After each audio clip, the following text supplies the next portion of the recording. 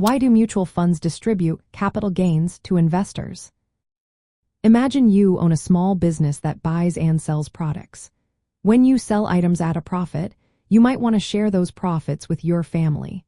That's similar to what mutual funds do with their investors.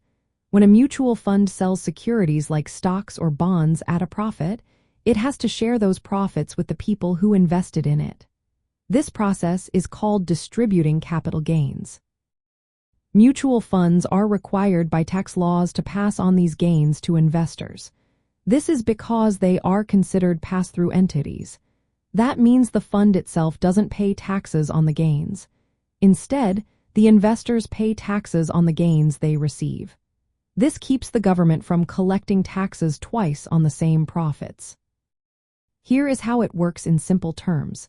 When the fund manager sells an investment that has increased in value, the profit from that sale is called a realized capital gain. The fund then distributes this gain to all investors, usually once a year. These distributions can include gains from stocks held for more than 1 year, which are called long-term capital gains, or from stocks held for less than a year, called short-term capital gains.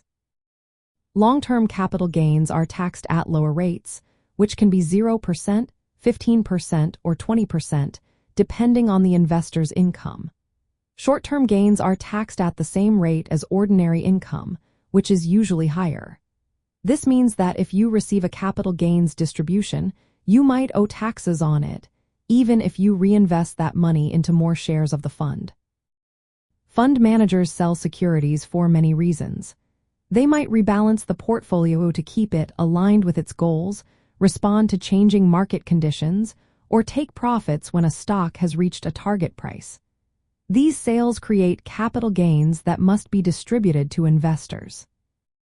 For families managing money carefully, especially in multi-generational households, understanding these distributions is important. If you get a capital gains distribution, it could increase your tax bill or affect your cash flow. For example, if you are saving for a quinceañera or sending remittances, unexpected taxes could make your plans more challenging.